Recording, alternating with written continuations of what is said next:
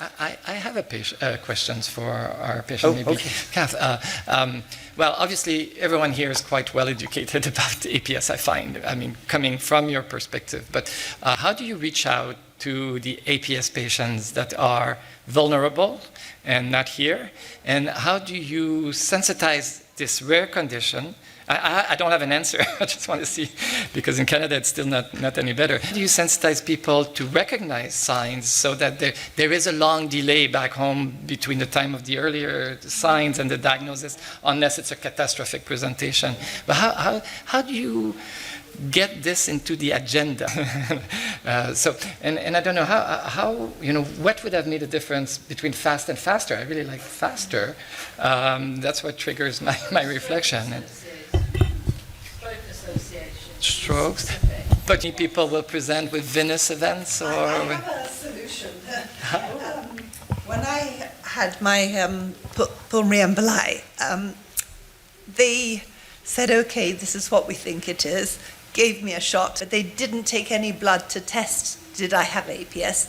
And the reason for that is because they said only like 2% of all the people who show up at A&E with this thing will have it. Mm-hmm. And to me, I think they should test everyone routinely with blood clots in A&E mm-hmm. to see if they have that right from the start, to save you going down the road with more, DVTs and loose veins and things. Mm-hmm. They do in Scotland, if a person's under 50.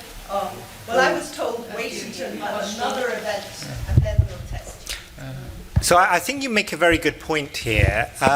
So one thing is, at the time a person's in casualty having an acute event, everything is happening very, very fast, and they want to get the treatment sorted. So that may not be the right time to do the test. They want to make sure you get onto the right treatment quickly. I mean, we heard from Lucy about quite a long time for her to be treated for her pulmonary. Nobody wants that. The question is, at some subsequent time, should they come back and say, okay, why did this person have this thrombus? Mm-hmm. And not just APS, there are other causes of thrombosis. Would there be what's called a thrombophilia screen? Mm-hmm. And there is an argument that people should have that more routinely after clots, and that it should cover more things than that. I think one thing with clots is there isn't really well, maybe I don't know if there's this thing called a clot association. Clots fall under lots of different specialities. Right. It's not like Diabetes UK or Cancer Research or Arthritis or even APS Support UK. So what you're talking about is a bigger than just APS. It's how much people should be screened. But of course, you may not be being seen by the same doctors a little while later. So you're absolutely right. I like the idea in Scotland that they do it under 50. And I think the reward could be to have a checklist of, was there something funny about this clot? Like, is it in a very young person? Was it for no reason at all? There's no reason why they should have had it. We should do these tests. So you're right. There is a gap to be filled there. I think my question really was around, I loved the analogy of fast and faster, and I think quite often you talked also about the fear element of it, and when you constantly are having episodes and you turn up at A&E and you're just sat there for hours and they say fast, and you're sat there for 8 hours before anybody even looks at you. There's a fundamental problem, and I understand the horrendous pressure that the NHS is under, but some sort of clinic or something needs to be done, or some sort of test, because there seems to be a breakdown between it's just an observation, and it just from the trauma that we went through.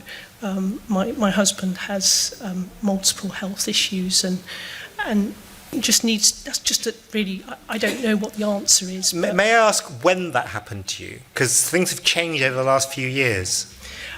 Well, we're still on that journey, because every time something happens, I've just lost faith in the NHS, really, and to the point where you just, but that's my own trauma. But I think, to be positive, I think my question really is around how, as a patient, do you kind of make it known without seeming so over dramatic that you're panicking beyond a joke, really.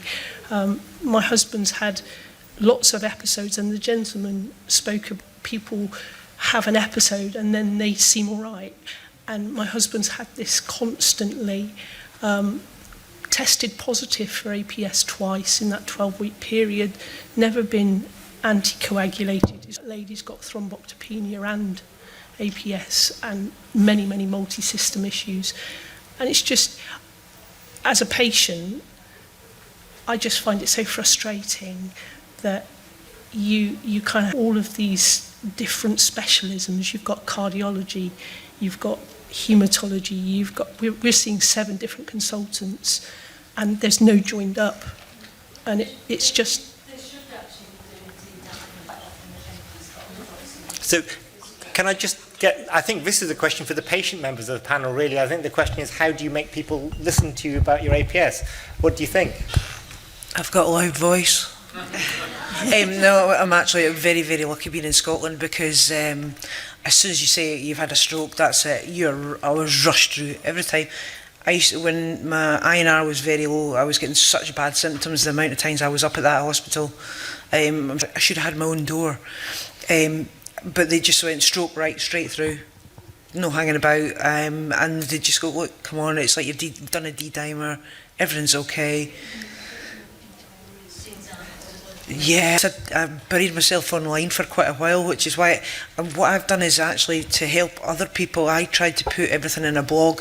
So I was saying earlier, it's like from day one, I couldn't write properly, but I spoke into I was just did a blog from day one so that people can see the journey, and it's like the difficulties I've had and who I've seen and why I've seen them, to try and help. But yeah, I've had to have quite a kind of battle with some of my doctors and pathologists, and we were lucky because up there in Scotland, it's you get checked straight away. You got all the doctors, all the different specialists.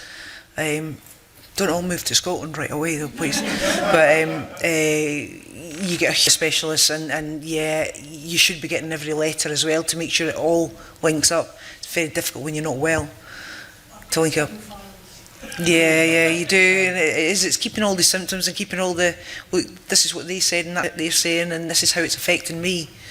But I found actually going through with a full report of, look, this is how it's affecting me, and what I'm doing about it, and this is what's happening. And they kind of had to stand up and to it eventually. Yvonne, Danny, do you have anything to add? I think for myself, it's just the case. I just try to raise awareness sort of every opportunity I can, really. I think I mentioned when I was talking earlier about recently joining the Stroke Association because of the overlap. And in doing that recently, especially being younger, I think you mentioned when they told me I'd had a stroke earlier, I remember thinking, well, I'm not old. It's just like you automatically assume a stroke is in somebody who's older. And I didn't know children had strokes and babies have strokes, and I had no idea. So I think when you're younger and then you tell people you've had a stroke, straight away you've tension, and I always use that myself, probably bore people to death, just explaining, yeah, but it was caused by something else, and then I can, explain about APS and things like that. And people, have an interest because it's a bit different. It's quite unusual that, yeah, and because there's so many other illnesses people hear about all the time, and a lot of them they're horrendous, but straight away people say, what's that? Never heard of that. And then it gives you like the opportunity to sort of explain a bit then, I think. But yeah, so far it's been quite interesting how many people do sort of respond, because recently at a stroke event I did it on the basis I was trying to get people in to have blood pressure done, and I was sort of talking to people, and I did it on the basis that I had like a TIA when I was 22. I was fit and healthy, my diet was brilliant because of what I did at the time, and yet I didn't know I had high blood pressure. And on paper, because of how I was and how my lifestyle was, people would never imagine you'd had any medical issues at all.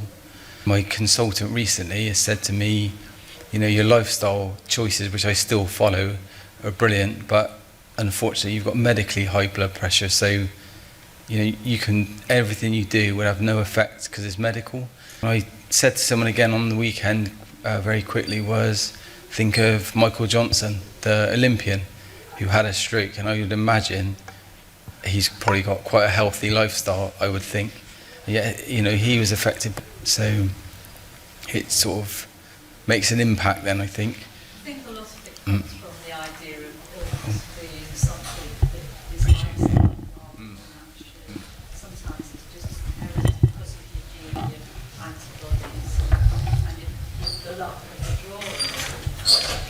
Personally, I think it is a combination of both, where we have medical conditions. I feel general population feel a lot more our own health, which we'll never know what causes what. But if you don't look after yourself in the first place, and then you get all these things going wrong, so you then expect your doctor. Can I just bring Yvonne in? I think she had something to say. It's just that you can't tell everybody all about it, but even telling people on an individual basis makes a difference, and that will, you know, they'll get ramifications of that they'll tell somebody maybe, or recognise symptoms in somebody and think, oh, that sounds a bit nice.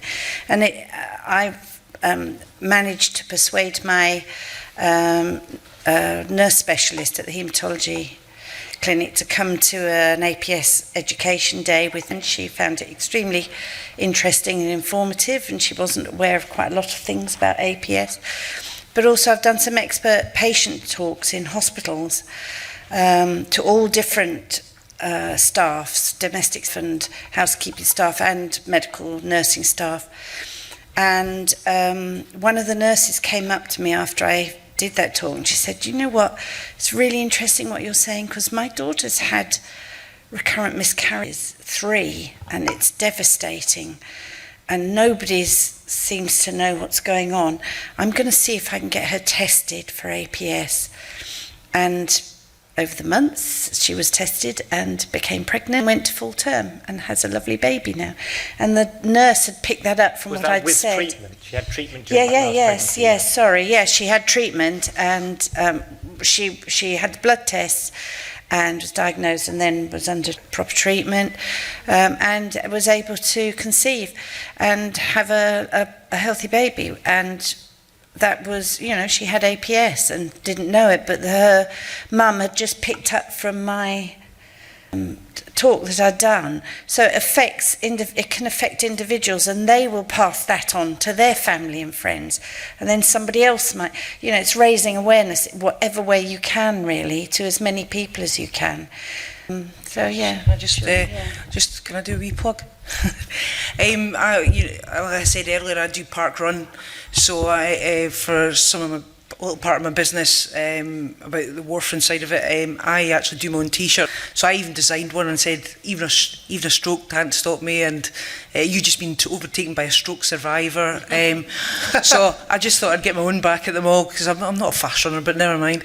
But I did some for APS support as well, which has got the APS at the top, and it's got the just bullet points with some of the symptoms that and some of the events that can happen from APS, and I wear that to park run and various other places. So and the profits from that go to the charity as well. So if you want to sort of raise a bit more awareness, then please wear a T-shirt.